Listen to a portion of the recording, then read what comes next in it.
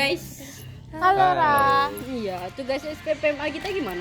Oh iya nak, yang audit manajemen tuh ya? Iya, yang ada bagian open recruitment-nya tuh mah. Tempatnya belum kita tentuin lagi. Gimana tuh bagusnya? Belum, itu bagusnya pesan minum dulu deh. Ya Oh, pesan iya. minum dulu. Iya. Iya, boleh. Kami pesan dulu ya. Ya.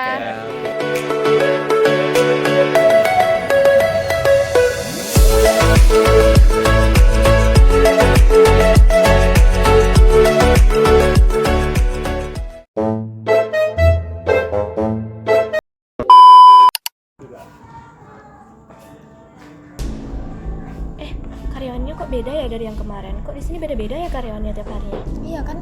Kok ganti-ganti terus ya? Ya kan kemarin gak itu kan? Kemarin bukan itu deh. Apa kita tanya aja nggak sih? Boleh langsung Kenapa? aja ke ownernya enggak sih tanyanya? Kalau Iya, nggak boleh sih. manajernya juga bisa sih. Iya boleh. Boleh ya. Yuk. Iya. Perkenalkan, kami dari mahasiswa Universitas Andalas. Di sini kami mau mewawancari kakak itu mengenai audit. Tapi auditnya ini khusus pada SDM aja. Mungkin pertanyaan awalnya nih kak, mungkin kami mau nanya nih kak, awal berdirinya sendiri itu gimana kak latar belakangnya, konsep dia mengusung konsep apa, dan kenapa namanya Paris Speed? Kalau untuk latar belakang berdirinya, yang pertama itu kan Bang Des, foundernya, itu dari dulu tuh emang suka sama dunia kopi. Jadi nggak berapa lama habis dia ya sharing-sharing lah sama teman-teman owner yang di Padang. Ada nih yang nawarin, di sini kan dulu namanya kafenya Delion. Ini dulu Delion Coffee namanya. Ada yang nawarin ngulangin aset. Jadi tawarin Bang Des mau dan bukalah Paris Speed. Mungkin sebelum itu kak, perkenalan dikit lah dulu kakak tuh. Kakak perkenalan Oh, kakak. iya. Oke, nama kakak boleh panggil Alit aja. Di sini kakak statusnya jabatannya sebagai manajer. Jadi manajer juga, head bar juga. Jadi yang ngatur barista, semua SDM di sini itu tanggung jawab sama operasional. Iya. Mungkin nanya lagi kak, di sini tuh rekrutmen ininya karyawannya tuh kakak biasanya lewat jalur apa kak?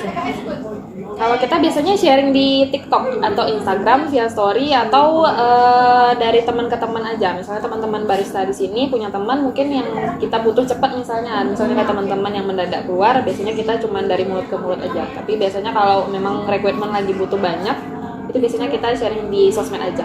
Kalau ini untuk syarat-syaratnya kak, misalnya kayak harus di bagian kasir itu syaratnya seperti apa, kalau di barista seperti apa, itu ada syarat-syarat tersendiri nggak sih? Kalau di kasir itu khusus cewek. Kalau misalnya kita rekrutmen kasir itu biasanya khusus cewek. Kalau untuk di bar diutamakan itu yang berpengalaman, tapi tidak non pengalaman pun nggak masalah. Kalau di kitchen biasanya kita ngambilnya yang berpengalaman juga diutamakan. Proses seleksinya sendiri biasanya siapa yang nyeleksi itu kak? Itu kakak sendiri. Itu langsung ke kakak. Seleksinya tuh dilihat dari latar belakang, dari pengalamannya atau gimana kak? Nggak harus dari berpengalaman sih, cuman yang diutamakan memang berpengalaman. Tapi basicnya itu kakak lihat dari komunikasi dulu, karena kan untuk di bagian office, di bagian depan itu biasanya kakak cari yang komunikasinya tuh lancar. Karena biasanya dia berhubungan langsung, cara ngobrol dia, komunikasi, ngadepin customer. Soalnya kan dia juga nanti ngadepin customer misalnya komplain, nggak ada kakak di lapangan, otomatis dia Dia harus nge-handle. bisa handle ya. Iya. Kalau gimana cara kakak tuh nilai karyawan ini cocok nih untuk direkrut di sini gitu? Itu kayak penilaiannya gimana kak kalau dari kakak? Kalau dari kakak paling pertama tuh komunikasi, yang kedua attitude, yang ketiga baru skill. Ya, jadi pas interview kan itu kita ada ngobrol-ngobrol, match atau enggaknya itu bakalan ditentukan nanti selama interview lah. Nanti kakak bakal ngajuin beberapa pertanyaan, atau kalaupun skillnya komunikasinya udah lancar atau komunikasinya tuh aman, nanti kalau dia misalnya berpengalaman kakak bakalan tes skillnya. Kalau soal gaji itu kak, gimana cara kakak nentuin gajinya itu kak? Kalau gaji di sini ada gaji pokok, ada bonus sama insentif. Kalau gaji pokok di sini itu nanti 1.500.000. Kalau untuk di head kitchen atau di head bar itu gajinya 1.800.000. Nanti bakalan ada lagi bonus atau insentif. Dimana kalau bonus itu dari performa. Bonus itu ada 2 variabel. Yang pertama itu performa selama kerja di lapangan sama kedisiplinan. Kalau insentif itu berdasarkan omset penjualan. Misalnya kan di Palio itu biasanya kita netapin target. Misalnya dalam bulan ini target kita 150 juta. Kalau misalnya teman-teman atau omset di Palio capai target, berarti teman-teman dapat insentif. Oh, kalau lebih dari 150 juta. Ya. Itu kalau kayak pembagian tugasnya gitu Kak, kalau pembagian jam kerja gitu, kan Palio ini 24 jam gitu, Iya. ada part time, full time atau apa aja gitu Kak. Kalau untuk teman-teman part-time, itu kerjanya dalam 1 minggu itu bisa masuk 3 sampai 4 kali paling banyak. Tapi kalau teman-teman full-time itu dalam seminggu masuknya 6 hari, 1 kali libur wajib. Jadi kalau untuk teman-teman full-time itu dalam sebulan dapat 4 kali libur wajib. Kalau teman part-time bisa jadi dalam seminggu itu dia libur 3 kali atau 4 kali, tergantung kebutuhan di sini. Biasanya tadi kata abangnya tadi itu ada training. Iya, training ada. Itu selama berapa hari nggak biasanya? Training kalau untuk di sini 3 hari sampai 1 minggu paling lama. Training Kalau 3 hari. misalnya dia cocok, dia lanjut lagi. Iya, dilanjutin. Kalau untuk aturan-aturan kerjanya sendiri gimana Kak di situ Kak? Aturan di kerja di sini kakak bikin di SOP. Ya di SOP. Iya, SOP-nya ada. Yang pertama itu ada 3 atau 4 SOP lah. Yang pertama SOP masalah absensi, peraturan selama mereka jam shift, sama peraturan berpakaian, SOP berpakaian itu diatur semua. Contohnya, kalau untuk absensi itu misalnya untuk teman-teman di sini wajib hadir 30 menit sebelum jam shift mulai. Misalnya dia masuk jam 11, 30 menit sebelum jam 11, berarti dia udah wajib hadir.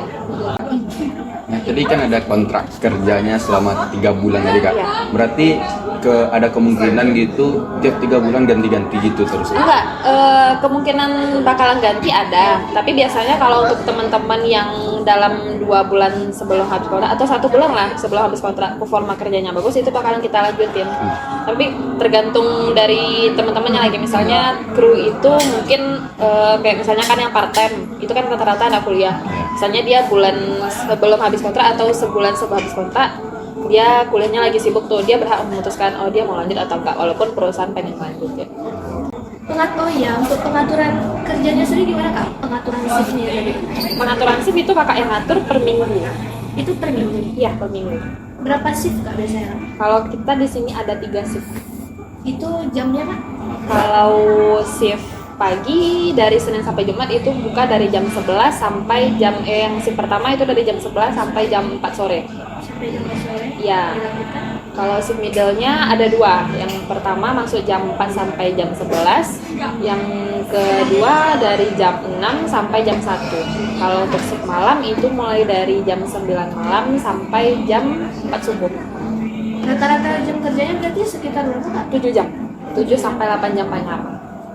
Nih, kalau mungkin kalau boleh tahu Kak, mungkin kedepannya ada Kakak mau nerapin kayak rencana kedepannya Kakak gimana? Untuk saat ini mungkin masih pakai sistem yang lama. Maksudnya kalau untuk menilai kinerja karyawan biasanya kakak di sini kan juga ada checklist pekerjaan tuh. Jadi kan setiap hari teman-teman ini pasti ngisi checklist. Pasti ngisi checklist pekerjaan, di sana kakak juga bisa nilai pekerjaannya gimana. Karena kan kakak tiap shift itu kakak cek performa kerja mereka gimana. Itu untuk selama ini kayak kendala SDM di Palio tuh ada nggak Kak? Iya, kendalanya Kak. Kalau kendalanya paling nggak ada sih, cuman terakhir itu karena ada beberapa teman-teman yang kuliahnya mulai sibuk, jadi itu aja sih susahnya. Kadang mereka untuk teman-teman walaupun seharusnya part time, tapi mereka kakak harus tetap nyesuaiin nih sama jadwal kuliahnya supaya nggak bentrok kan, dan supaya nggak ada juga nih alasan kenapa kerjanya tidak perform atau tidak optimal misalnya.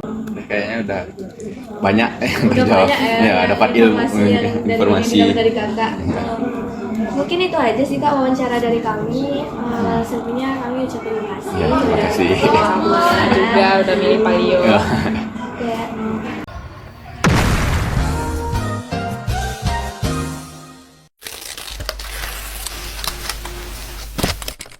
Halo semuanya, di sini aku mau nyampein tentang kondisi dan fakta nyata yang terjadi di Coffee Shop Palio Spiti. Yang pertama yaitu sering terjadinya pertukaran pegawai. Yang kedua, mayoritas pegawainya itu adalah mahasiswa.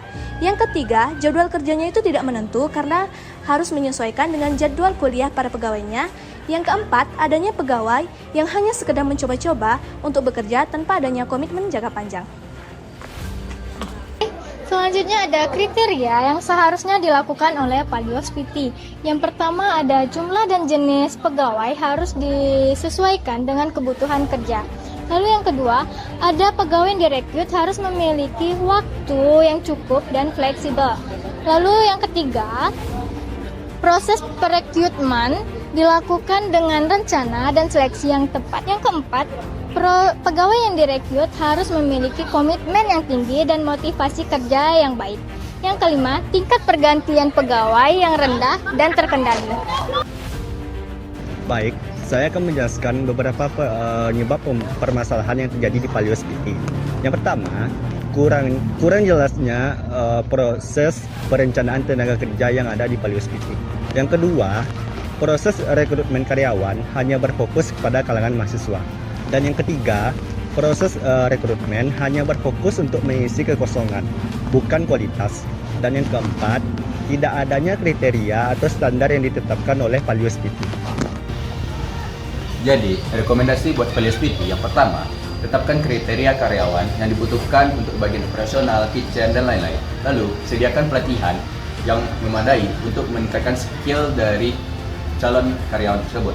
Lalu, selanjutnya itu ada memperluas jaringan rekrutmen tidak hanya untuk mahasiswa namun untuk calon-calon karyawan yang memiliki pengalaman maupun keterampilan yang memadai.